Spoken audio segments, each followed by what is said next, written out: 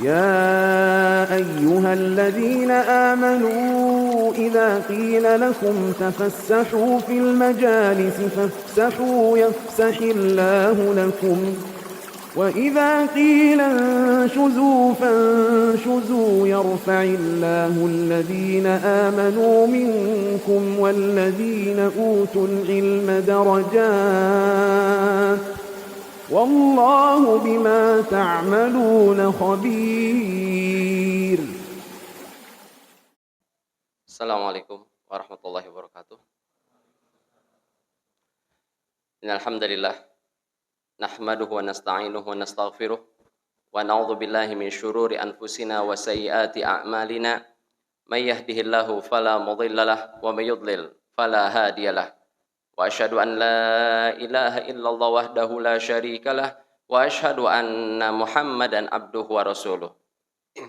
Qala Allah Ta'ala fi kitabihil aziz, ya ayyuhalladzina amanu taqullaha haqqa tuqatih wa la tamutunna illa wa antum muslimun. Wa qala zamin qail, ya ayyuhan nasu taqu rabbakumul ladzi khalaqakum min nafsin wahidah wa khalaqa minha zawjaha wa batha minhuma rijalan katsiran wa nisaa wattaqullaha alladzi tasaaluna bihi wal arham innallaha kana 'alaikum raqiba. Wa qala aidan, ya ayyuhalladzina amanu taqullaha wa qulu qawlan sadida yuslih lakum a'malakum wa yaghfir lakum dhunubakum wa may yuti'illaha wa rasulahu faqad faza fawzan 'azima. Amma ba'd. Para hadirin jamaah Masjid Al-Istiqomah yang dimuliakan Allah Subhanahu wa taala, hidup manusia di dunia ini tidak lama. Kehidupan manusia tidak ada yang kekal. Setiap manusia di dalam kehidupannya di dunia ini pasti mereka mencari yang namanya kebahagiaan. Gak ada orang yang hidup di dunia mencari kesengsaraan, mencari kesulitan. Tidak ada, semua manusia ya, di dalam kehidupannya itu selalu mencari kebahagiaan. Bukan hanya manusia, bahkan hewan pun, binatang pun, mereka selalu mencari mencari kebahagiaan di dalam kehidupannya. Oleh karena itu, di dalam Al-Qur'an Al-Karim, Allah Subhanahu wa taala berfirman, "Zuyyina lin-nasi hubbus syahawati minan nisa'i wal banina wal qanatiril muqantarati minadh dhahabi wal fiddati wal khaylil musawwamati wal an'ami wal harth, dzalika mata'ul hayatid dunya wallahu 'indahu husnul ma'ab." Kata Allah dalam surat Al-Imran ayat ke-14, "Zuyyina lin-nasi hubbus syahawat." Allah Subhanahu wa taala hiasi, Allah Subhanahu wa taala perindah ya untuk manusia apa? Kecintaan terhadap syahwat, terhadap sesuatu yang menarik perhatiannya. Dari apa? Minan nisa, dari wanita, wal banin, dari anak-anak keturunan, wal qanatiril muqantarati minadh dhahabi wal fiddah, dan juga harta yang berlimpah dari emas, perak, wal khailil musawwamati wal an'ami wal harth. Demikian pula dengan kuda dan juga binatang-binatang ternak serta tumbuh-tumbuhan. Ya, dzalika mata'ul hayatid dunya. Kata Allah, semua itu adalah keindahan atau perhiasan dalam kehidupan di dunia ini. Wallahu indahu husnul ma'ab. Dan Allah Subhanahu wa taala memiliki sesuatu yang jauh lebih baik dibandingkan dengan apa yang dicari oleh manusia dalam kehidupan di dunia. Di dalam ayat ini jelas sekali dijelaskan oleh Allah Subhanahu wa taala bahwa manusia dalam kehidupannya dia akan mencari kesenangan, dia akan mencari kebahagiaan. Seorang laki-laki ketika dia menikah enggak akan menikah dengan sembarangan wanita. Demikian pula dengan sebaliknya, seorang perempuan ketika dia mau menikah enggak akan menikah dengan sembarangan laki-laki. Mesti dicari siapa nih yang akan menjadi pasangan hidup yang membahagiakan saya. Demikian pula dengan seorang ketika mengumpulkan harta, dia akan mengumpulkan harta-harta yang akan membahagiakannya. Itulah tujuan hidup yang dicari oleh manusia. Oleh karena itu, kalau seandainya kita ini berjalan, kita keluar saja. Kita keluar, ya kita lihat di jalanan, orang pergi, ya orang berlalu lalang. Ada yang berjalan kaki, ada yang naik sepeda, mungkin ada yang naik motor, ada yang naik mobil, ada yang pergi ke sekolah, ada yang pergi ke pasar, ada yang pergi ke tempat pekerjaannya. Kenapa mereka melakukan hal-hal tersebut? Semuanya tiada lain mencari kebahagiaan di dalam kehidupannya. Gak mungkin anak sekolah misalnya, anak pergi ke sekolah tanya, "Dek, mau ngapain kamu?"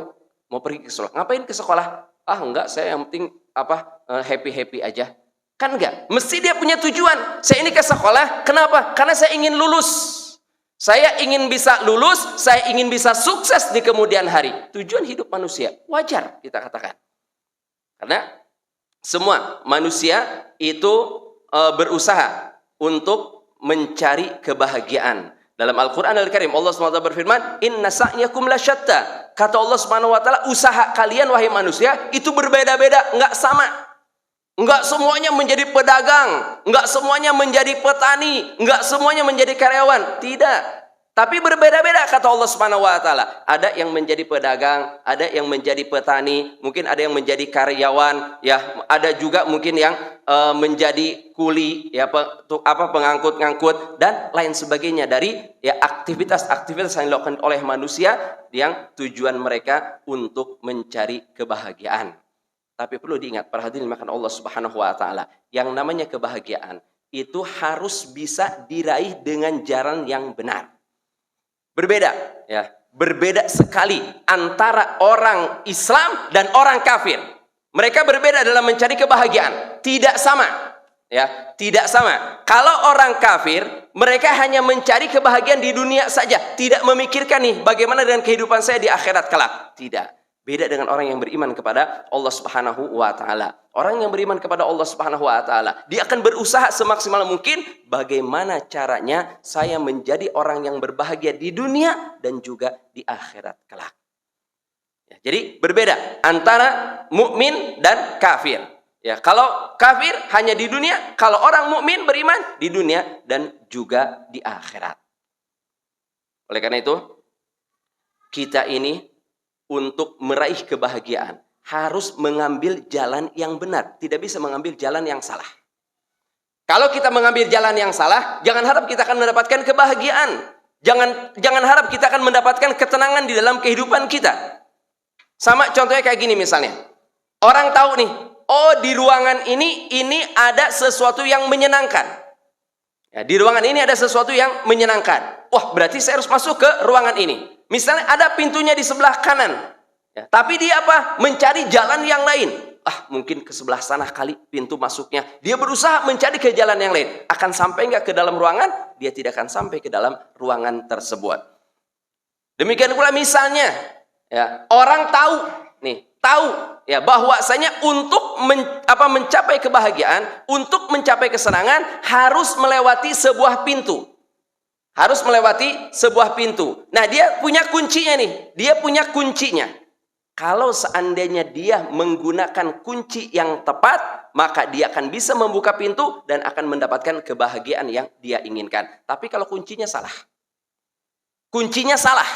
kira-kira akan bisa masuk nggak? Oh, ini di ruangan ini ada kebahagiaan di dalamnya. Ada sesuatu yang membahagiakan saya, yang menyenangkan saya. Dia membawa kunci. Ternyata dicoba, kuncinya nggak bisa. Akan bisa masuk nggak? Dia tidak akan bisa masuk ke sana.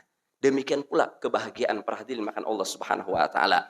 Kita jika ingin bahagia dalam kehidupan kita, maka kita harus menggunakan kunci yang tepat. Kita harus menggunakan kunci yang tepat. Nggak bisa kita ini asal-asalan membuka, asal-asalan masuk, asal-asalan berjalan, asal-asalan berusaha. Tidak. Harus menggunakan cara yang tepat sehingga kita bisa meraih kebahagiaan di dalam kehidupan kita. Tentunya kebahagiaan ditandai dengan apa? Ciri kebahagiaan. Bahagianya seseorang ditandai dengan apa? Dengan ketenangan di dalam dadanya. Itu ciri bahagia atau tidak bahagianya seseorang. Kalau seseorang tenang hidupnya, ya, dadanya tenang, maka dia dikatakan orang yang berbahagia. Kalau dia tidak tenang di dalam dadanya tidak tenang, maka dia tidak dikatakan orang yang berbahagia. Walaupun dikelilingi dengan sesuatu yang menghiasinya, dia tidak dikatakan orang yang berbahagia. Oleh karena itu, ya, saya sudah sering mencontohkan kalau kita lari, ya, mundur ke belakang anggap 40-50 tahun yang lalu. Kita cari, banyak nggak psikiater pada zaman tersebut? 30-40 tahun yang lalu, banyak nggak psikiater pada zaman tersebut? Jarang, sangat jarang. Ya, sangat jarang. Mungkin kalau ada pun lebih banyak nganggurnya. Tapi coba zaman sekarang, ada psikiater? Banyak sekarang. Kenapa? Ya, kenapa semakin banyak psikiater zaman sekarang? Karena banyaknya orang yang membutuhkan. Kenapa mereka membutuhkan psikiater? Dikarenakan tidak ada ketenangan di dalam dadanya. Di dalam jiwanya tidak ada ketenangan. Makanya dia berusaha mencari ketenangan. Kemana dia perginya? Oh, ini psikiater yang bagus. Oh, ini psikolog yang bagus. Berangkat ke sana, konsultasi ke sana, mengeluarkan biaya yang tidak sedikit. Apa tujuannya? Ingin menenangkan apa yang berada di dalam dadanya. Orang beriman kepada Allah Subhanahu wa taala tidak membutuhkan biaya untuk menenangkan apa yang berada di dalam dadanya. Apa sih definisi bahagia? Kalau kita lihat di Wikipedia misalnya, dijelaskan di situ kebahagiaan, kegembiraan, kebungahan, dan kesenangan adalah suatu keadaan pikiran atau perasaan yang ditandai dengan kepuasan. Di Wikipedia dijelaskan seperti itu. Tidak dijelaskan kebahagiaan adalah orang yang banyak harta, orang yang banyak rumah misalnya, banyak kendaraan, ya punya jabatan. Bukan. Orang dikatakan bahagia adalah suatu keadaan pikiran dan perasaan. Lihat, pikiran dan perasaan. Ini mereka akan saling berhubungan. Pikiran dan perasaan yang ditandai dengan kepuasan. Ditandai dengan kepuasan. Makanya para ulama menjelaskan bahwasanya kebahagiaan seseorang tidak bisa diukur dengan harta, tidak bisa diukur dengan apapun juga. Hanya yang tahu dia dengan Allah Subhanahu wa taala. Di dalam hadis Nabi kita Nabi Muhammad sallallahu alaihi wasallam bersabda, ya, ketika menjelaskan, ya, termasuk dalil yang digunakan bagaimana sih seseorang itu dikatakan bahagia dan tidak bahagianya. Dalam hadis yang sahih riwayat Imam Tirmidzi dan Ibnu Majah, Rasulullah bersabda, "Man asbaha minkum aminan fi sirbihi." Barang siapa di antara kalian aman, dalam keadaan aman di tempat dia tinggal. Ya, dia tinggal di satu kampung, dia dalam keadaan aman di sana. Ya, dia dalam keadaan tenang di sana. Mu'afan fi jasadihi, tubuhnya dalam keadaan sehat.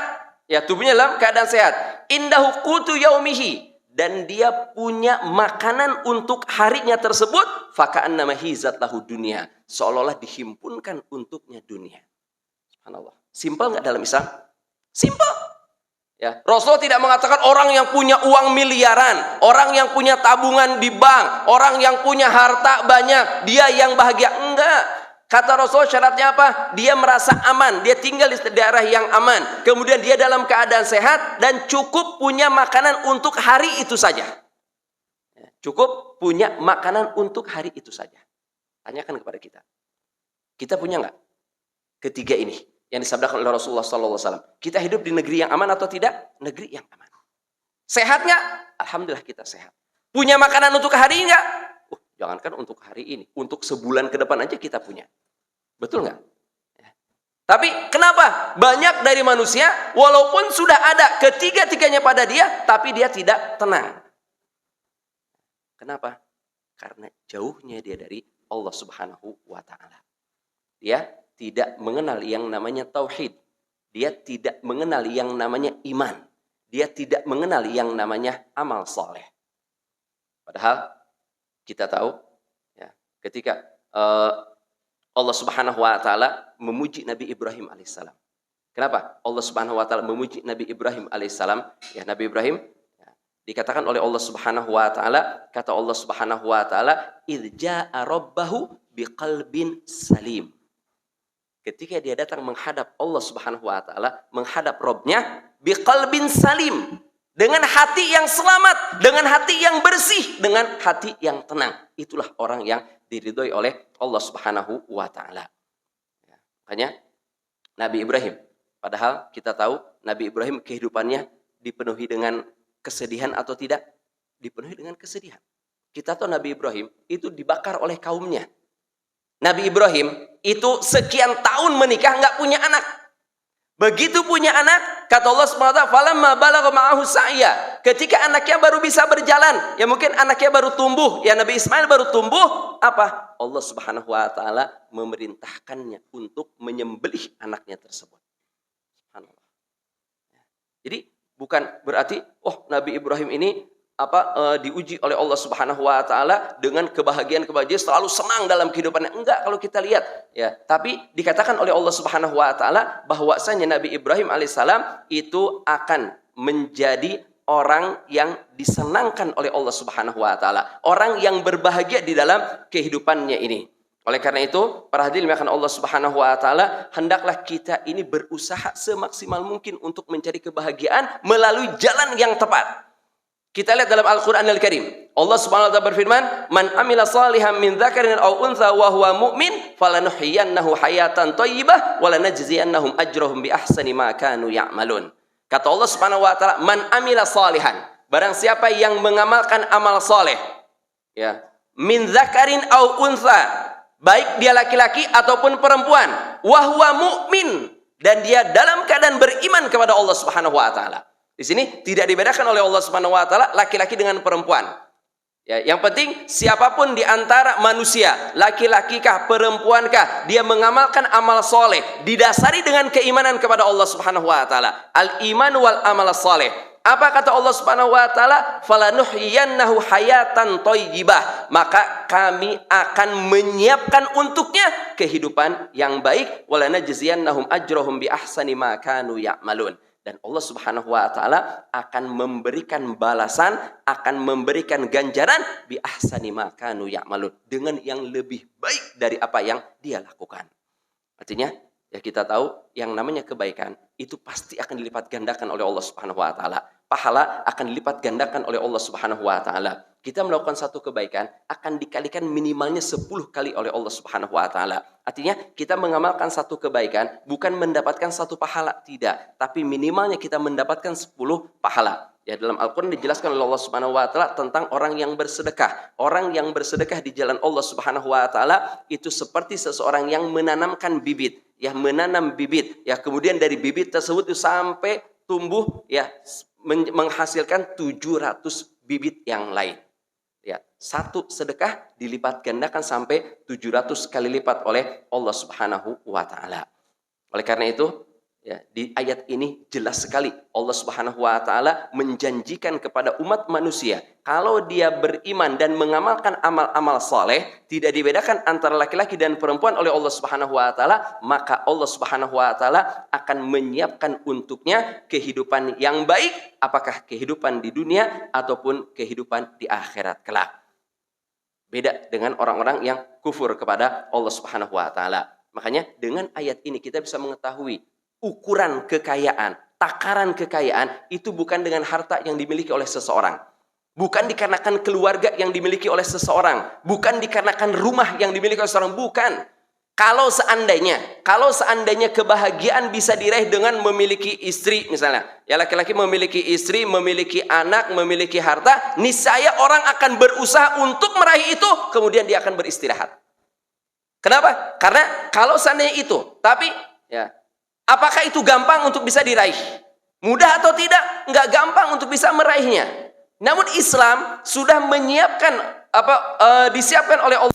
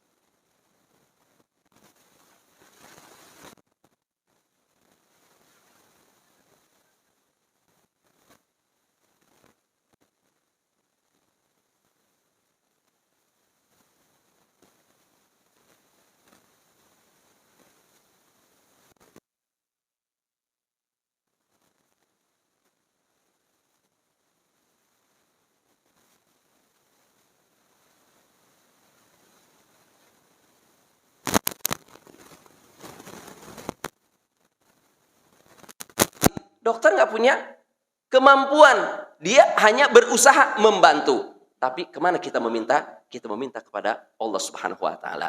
Makanya orang kalau mau dioperasi, itu kalau sholat khusyuk sekali sholatnya. Doa, sholatnya berdoa meminta kepada Allah Subhanahu wa Ta'ala. Kalau perlu sampai menangis, dia meminta kepada Allah Subhanahu wa Ta'ala. Sehingga dioperasi. Begitu selesai dioperasi, sehat. Ya. Begitu sehat, coba dia sholat lagi. Apakah dia akan memanjangkan sholatnya sama seperti sebelum dioperasi atau tidak? Mungkin enggak, ya. Dia sholat, begitu assalamualaikum, assalamualaikum, langsung buru-buru. Kenapa? Oh, saya mau rapat. Ya. Oh, ini saya mau ada pertemuan. Oh, ini ada pekerjaan. Oh, ini ada janji. Oh, ini ngejar pesawat. Oh, ini selalu ya disibukkan dengan dunia. Lupa dia ketika dia sakit, dia dekat kepada Allah, dimudahkan oleh Allah Subhanahu wa Ta'ala. Kemudian ketika dia sehat, dia menyepelekan ibadah kepada Allah dan dipersulit hidupnya oleh Allah Subhanahu wa Ta'ala. Ya, oleh karena itu, para hadirin makan Allah Subhanahu wa Ta'ala, ya, kita ini jangan merasa atau kita mengatakan, oh fulan ditimpa musibah berarti fulan bukan orang yang berbahagia. Enggak. Kita lihat Nabi kita Nabi Muhammad sallallahu alaihi wasallam. Nabi kita Nabi Muhammad sallallahu alaihi wasallam, ujian apa yang kurang untuk beliau? Kesulitan apa yang kurang untuk beliau? Kita tahu, ya, orang tua lebih baik kehilangan harta daripada kehilangan anak. Artinya, kalau seandainya disuruh milih nih, ya, orang tua misalnya orang tua punya anak, ya, disuruh milih, mau anaknya yang meninggal atau hartanya yang hilang. Mungkin dia akan mengatakan apa? Harta saya aja yang hilang, nggak apa-apa. Anak saya jaga. Ya, akan sangat bersedih sekali orang tua ketika anaknya meninggal dunia. Rasulullah SAW, ada nggak anak yang meninggal dunia ketika Rasulullah masih hidup? Semua anaknya meninggal dunia kecuali Fatimah. Kita tahu Rasulullah punya Ummu Kulthum, Rasulullah punya anak Ruqayyah, Rasulullah punya anak Zainab, Rasulullah punya anak Ibrahim. Semua anaknya meninggal dunia di hadapan beliau sallallahu alaihi wasallam kecuali Fatimah saja. Apakah Rasul dikatakan, oh karena anaknya meninggal berarti Rasul bukan orang yang berbahagia? Rasul orang yang berbahagia. Rasulullah ketika sholat sampai diinjak, ketika sholat sampai diludahi, Rasulullah sampai dicaci maki. Ya. Apakah kehidupan Rasul tidak berbahagia? Bahagia Nabi kita Nabi Muhammad sallallahu alaihi wasallam. Jadi tidak bisa kita katakan orang yang tertimpa musibah, oh berarti dia itu tidak berbahagia. Enggak. Nabi kita Nabi Muhammad sallallahu alaihi wasallam diriwayatkan oleh para sahabat. Para sahabat enggak pernah melihat Rasul dalam keadaan cemberut, enggak pernah. Para sahabat ya meriwayatkan kalau mereka melihat Rasulullah pasti Rasul dalam keadaan tersenyum, menunjukkan kebahagiaan. Kenapa? Karena apa yang berada di dalam dadanya ini dalam keadaan bahagia, dalam keadaan senang. Ujian datang kepada dia dihadapi oleh Rasulullah sallallahu alaihi wasallam. Tapi ketika berhadapan dengan orang-orang dia tidak menunjukkan, beliau tidak menunjukkan saya ini lagi punya masalah, udah diam, nggak usah ganggu saya. Enggak. Ya, setiap kali ada orang datang kepada beliau bertanya tentang masalah agama, mungkin berbincang dengan beliau, ingin diajari oleh beliau, semuanya dilayani oleh beliau dengan penuh kesenyuman. Nabi kita Nabi Muhammad sallallahu alaihi wasallam dan beliau adalah orang yang paling berbahagia. Makanya perhatian makan Allah Subhanahu wa Ta'ala, kita jangan menganggap ketika ada musibah menimpa diri kita, wah berarti saya ini tidak bahagia. Salah. Ya, tenangkan hati kita. Jadilah kita orang yang berbahagia. Kita perlu ingat, tidak ada satu musibah pun yang menimpa kita. Tidak ada satu kesulitan pun yang menimpa kita, melainkan itu akan menjadi penghapus dosa-dosa kita. Kata Rasulullah, bahkan walaupun duri yang menusuk kita, itu merupakan penghapus dari dosa yang pernah kita lakukan. Sa'ad bin Abi Waqqas, sahabat Rasulullah sallallahu alaihi wasallam, beliau adalah seorang yang mustajab berdakwah, yang kalau berdoa dikabulkan oleh Allah Subhanahu wa Ta'ala. Kenapa? Doanya dikabulkan oleh Allah Subhanahu wa Ta'ala karena saat pernah meminta kepada Rasulullah, ya Rasulullah, tolong doakan kepada Allah Subhanahu wa Ta'ala agar aku menjadi orang yang dikabulkan ketika berdoa kepada Allah Subhanahu wa Ta'ala. Maka didoakan oleh Rasulullah dalam hadis yang sahih, Rasul mengatakan, Allahumma stajib li Sa'ad idza da'aka. Ya Allah, kabulkanlah permintaan Sa'ad kalau Sa'ad meminta kepadamu ya Allah. Hadis ini hadis yang sahih diriwayatkan oleh Imam Tirmidzi. Tapi lihat, Sa'ad bin Abi Waqqas, Ya, Sa'ad bin Abi Waqqas sahabat Rasulullah sallallahu alaihi wasallam, itu banyak orang-orang yang datang kepada Sa'ad. Artinya misalnya kalau ada anaknya sakit, datang kepada Sa'ad, Sa'ad tolong doakan anak saya. Maka Sa'ad berdoa mengangkat tangan mendoakan kepada Allah Subhanahu wa taala agar disembuhkan penyakit anak orang tersebut. Ya banyak orang punya masalah datang kepada Sa'ad minta didoakan oleh Sa'ad kepada Allah dan Sa'ad membantu mereka. Namun kita tahu di akhir hayat Sa'ad bin Abi Waqqas itu dalam keadaan buta Sa'ad. Ya, terkena penyakit di matanya.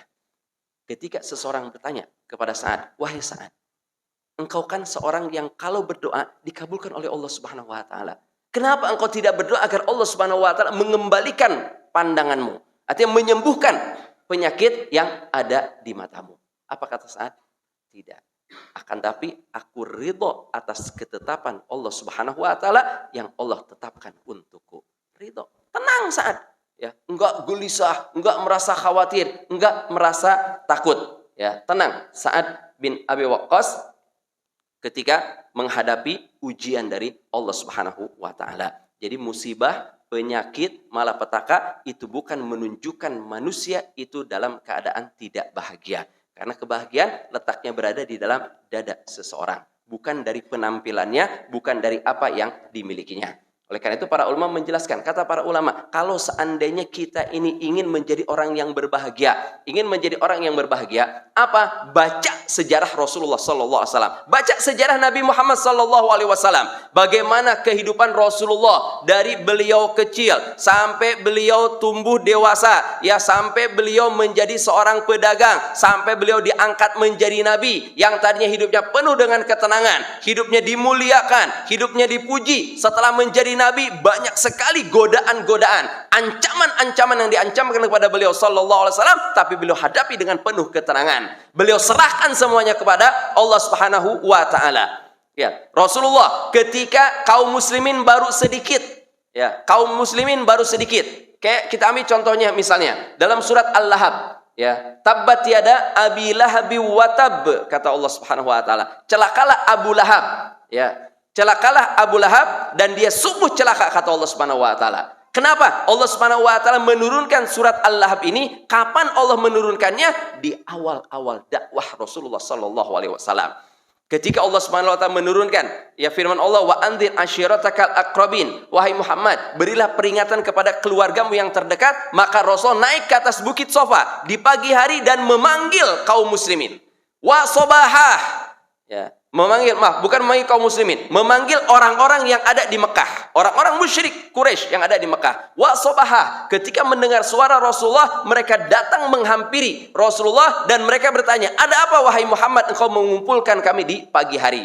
Kata Rasulullah, bagaimana pendapat kalian kalau aku kabarkan di belakang bukit ini ada musuh yang akan menyerang kalian di pagi hari ataupun di sore hari? Apakah kalian mempercayainya? Kata mereka, ya kami tidak pernah tahu engkau berbuat bohong. Ya engkau berkata bohong. Kami percaya kepada wahai Muhammad. Maka kata Rasulullah, inni lakum nadhirum mubin. Oleh karena itu aku memberi peringatan kepada kalian dari azab yang sangat dahsyat dari Allah Subhanahu wa taala. Artinya berimanlah wahai penduduk Mekah kepada Allah. Masuk Islam wahai penduduk Mekah kepada Allah Subhanahu wa taala. Niscaya kalian akan selamat dari azab Allah Subhanahu wa taala. Mendengar perkataan ini, marah Abu Lahab. Kemudian Abu Lahab mengatakan, tabban laka ya Muhammad, celaka engkau wahai Muhammad. Alihada jama'tana, apakah untuk ini engkau mengumpulkan kami? Nabi Muhammad tidak menjawab. Kenapa? Karena Abu Lahab pamannya.